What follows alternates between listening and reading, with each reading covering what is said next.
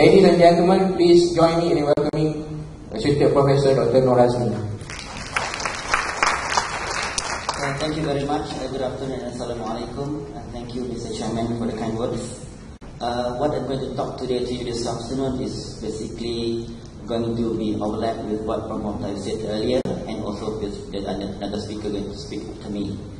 I was given task to talk about chemotherapy in metastatic and recurrent cervical cancer, but add on a little bit on the locally advanced cervical cancer as well. I'll just start my talk with an overview about the talks.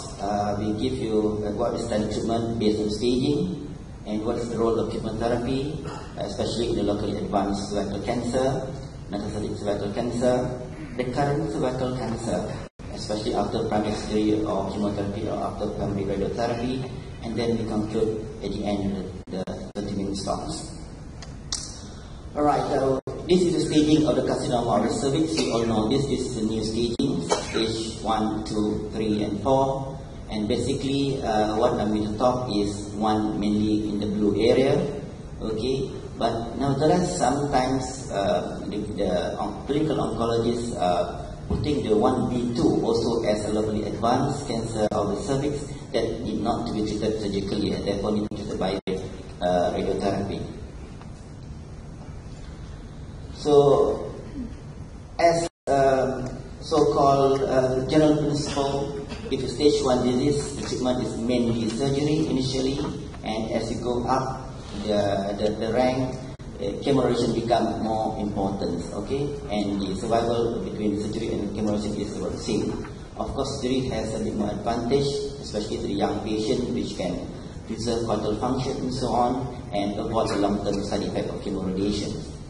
And when we come to stage 2 diseases, surgery still has a role, but a bit more limited, more to stage 2A only in small tumor size, and chemoradiation becomes a bit more prominent. And stage 3 and 4, mainly chemoradiation is the mainstay of treatment, and we go on to the stage 4B, where it becomes metastasis to the distant area. Radiation therapy becomes more mainly for pelvic control, and chemotherapy becomes more prominent. And in the case of recurrent cancer, most of the time we talk about palliative rather than curative, and treatment depends on these three modalities. Right, so what are the roles of chemotherapy that we can talk? Okay, we can talk about the role of chemotherapy in the settings of primary treatment, in the case of concurrent chemoradiations. And we can talk about the role of chemotherapy in terms of neoadjuvant treatment prior to surgery. I will talk about neoadjuvant prior to radiotherapy because that is basically under the first part. Okay, and then the role of adjuvant chemotherapy after surgery, and of course, the last one is the treatment in advance of metastatic disease or in the palliative setting. Right, the first one. For the treatment of advanced cancer of the cervix, basically 2B and above, or sometimes 1B2 and above, okay, the recommended treatment is concomitant radiotherapy. Okay, it used to be just radiotherapy alone with brachytherapy, and since the past 5 to 10 years, concomitant chemoradiation has become the mainstay of treatment. And the most commonly used chemo agent is platinum, either 40 to 50 milligram per meter squared once weekly, depending on the protocol of your hospital or your unit, and given normally about between 4 to 6 cycles. And even some centers still use addition of 5-FU.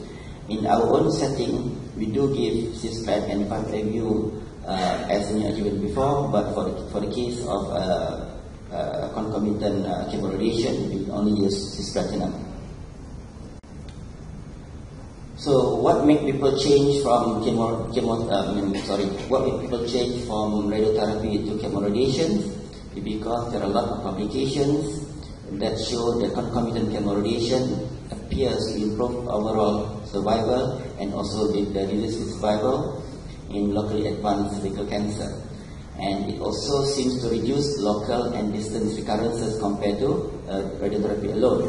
And this probably due to radiosensitization effect of cisplatinum, and also systemic cytotoxic effect of the drugs. Okay, of course, none without side effects, and this is expected to increase in toxicity a little bit, and of course, the other one is long-term side effects are still not very clear. So what is the role of neoadjuvant? This is one of the most exciting, and as a gynecological surgeon, this is a very exciting proposition. By using neoadjuvant chemotherapy, we can downstage the disease, and of course, it can allow us to have immediate surgery. Theoretically, it can reduce nodule positivity, and it can reduce the chance of LVFI positivity, reduce the tumor size, and thus you can get a better surgical margin. Okay.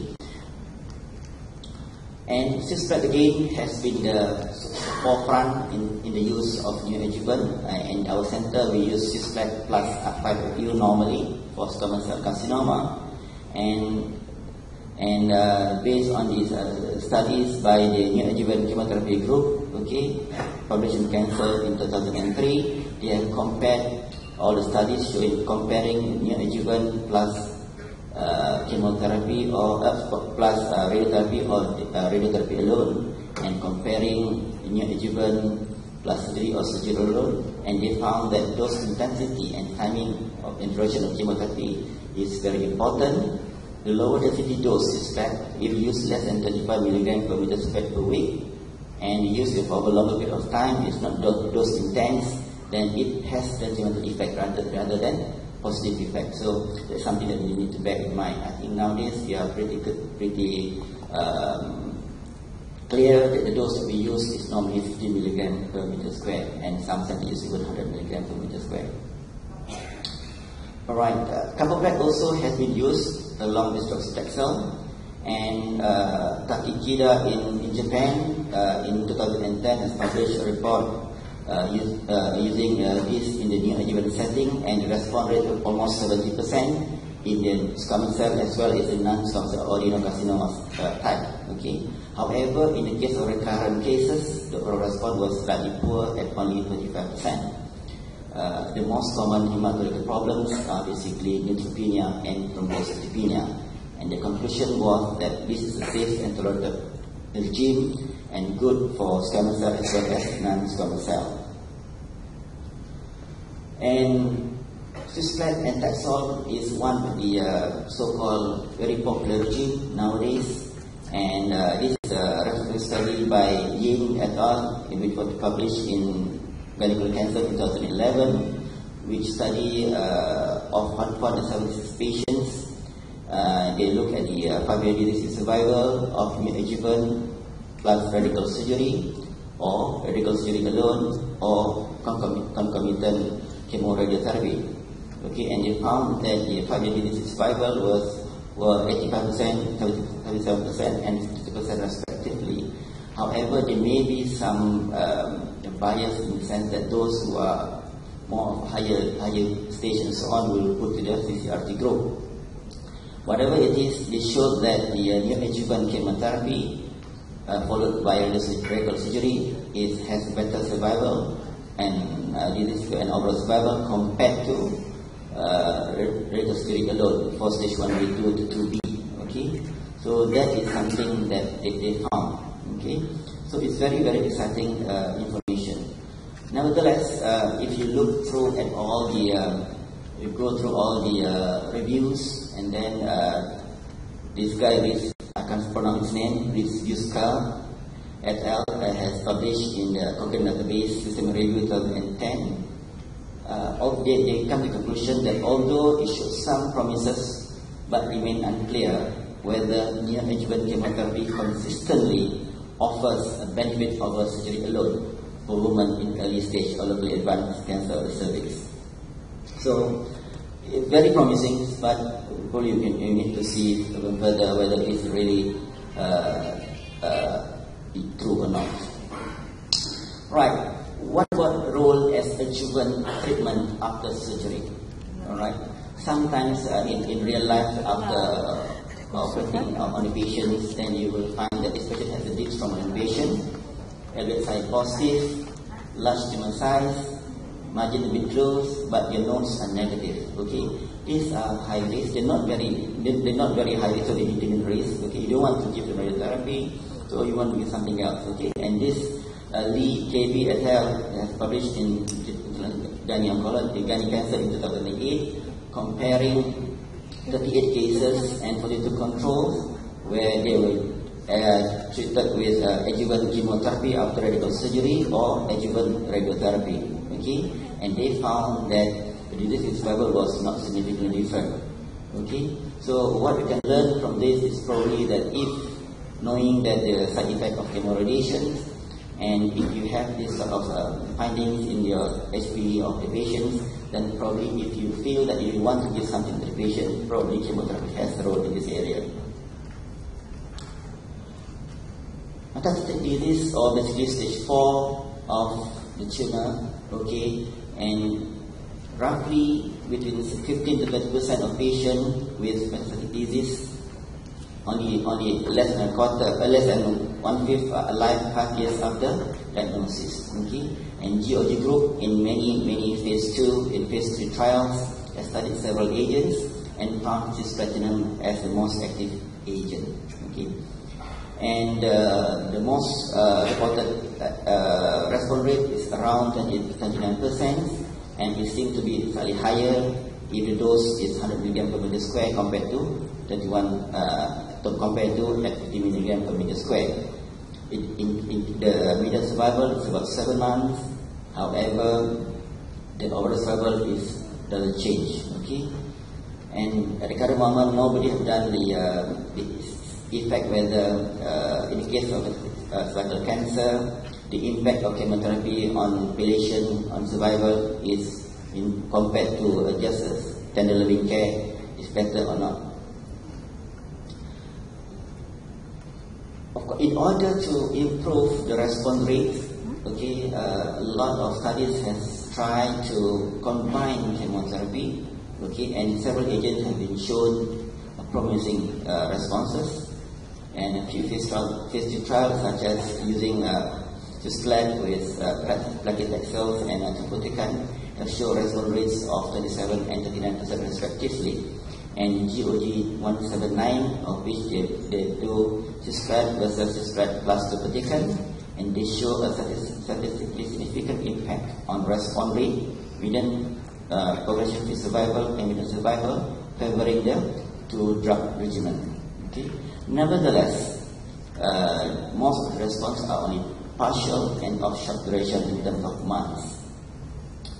And the other common combinations is cisplatin and paclitaxel, or TP or PT if you want to call it. Okay, is a GOG study on 280 patients of recurrent or stage 4B squamous cell CA, and the patient with cisplatin 50 mg per meter square alone or with paclitaxel.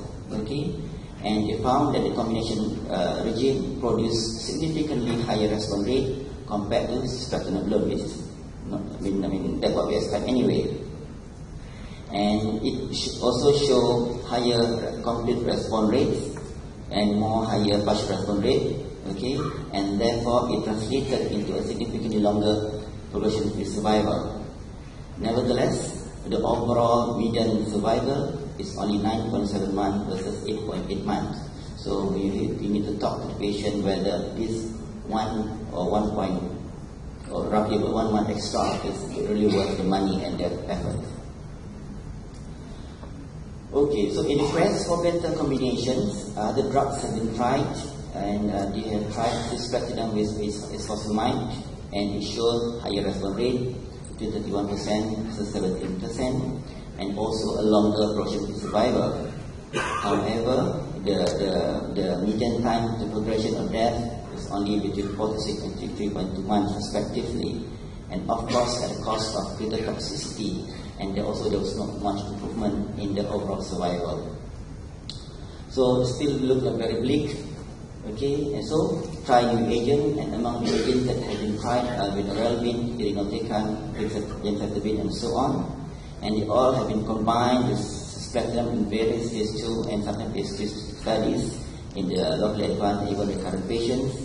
and some show higher response rates up to 40 to 60%, but mainly in the locally advanced, but less in the recurrent cases. So what is the role of chemotherapy in metastatic disease? Okay, because the disease has spread beyond the pelvis, beyond the pelvis, gone up to the paraaortic, lung, and so on. Okay, and the primary treatment is the platinum-based chemotherapy, and of course you can use addition of paclitaxel and topotecan for a better response rate at cost to the patient, monetary-wise and probably toxicity-wise, but as far as overall survival concerns is about the same. And also in the case of a pelvic tumor, so the patient can be individualized. The radiation therapy should be considered for control of local disease as well as symptoms. And in the case of second-line therapy, we can use bevacizumab, which is a new one in the market, docetaxel, gemcitabine, and fosfamide. Okay. What about tumor recurrence? Okay, we know that if you got cancers, it's almost like a death sentence. For stage 1B and 2A cervical tumors, even though your nodes were negative during surgery, you get up to 10-20% chance of recurrence rate following primary surgery or radiotherapy. And if you have positive nodes during the initial treatment, you have up to 7% chance of relapse. Okay, and parents have done the studies and show that failure after radiotherapy, okay, is about 10% in stage 1B, about 70% in stage 2A, and definitely higher, 42% in stage 3, and almost 3/4 in stage 4. So the higher you go to stage, the more chance you're going to get recurrence. So recurrence can happen locally in the pelvis area, or it can go to a distant area. Okay, and majority happens within 2 years of diagnosis, and most of them has poor prognosis. Ben Nagel, in the retrospective study of over 500 patients treated at the University of Kentucky, showed that 51% of their patients develop tumor recurrence, almost 60% happens during the first year, and another 35% during the second year. So the recurrence can happen to the lymph nodes, and if it happens to the lymph nodes, the evidence survival normally around 34 weeks. Okay, if it happens to the other organs, the evidence survival become much less. And sometimes it can metastasize to the bone in about 60% of patients, and if it does ever go to the bone, the predominant area is the lumbar and the thoracic spine. More than 50% of patients which has recurrence, it recurs beyond the pelvis, generally incurable, okay, except in selected cases, and the only treatment then must be for palliative intent. Treatment decision should be based on the patient performance status, the site of the recurrent, the size of the recurrent, the presence of metastatic disease, and what does she have had before. For recurrence following radiation therapy, pelvic concentration or radical surgery may be potentially curative. Okay, prognosis is better if the patient has had a disease-free for more than 6 months, tumor less than 3 cm in size, and no pelvic site wall fixation. Okay, age is not a big issue. Therefore, we need to really select our patient properly. And if your patient has triad of lymphedema, neonatal lymphedema, sciatic pain, and visceral obstruction, it means that it is unresectable, and forget about deterioration. Okay, in this case, you can use chemotherapy for palliative intent. And if the patient develops some sort of fistula or symptoms, then you can use palliative surgery to divert the bowel. What about local recurrent following radical surgery? Because this patient do not have a previous radiotherapy, so the options available to them are chemoradiation or pelvic surgery or pelvic concentration. Okay, survival rate varies between 6 to 70% depending on what sort of a patient that you have, and the majority are basically treated with chemoradiation. Central recurrent has better prognosis compared to those with pelvic site wall recurrence, and of course the tumor size also is very important. And we know that concomitant chemoradiation does improve survival in the locally advanced stage disease, and even though there is no randomized control trial comparing combined chemoradiation versus radiation alone in recurrent setting, so based on what we know, we can always consider chemoradiation as an option in these particular cases.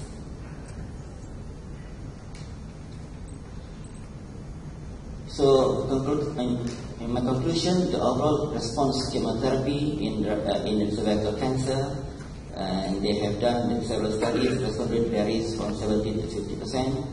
In general, the response rate is higher in the neoadjuvant or adjuvant setting, but much less for recurrent cases.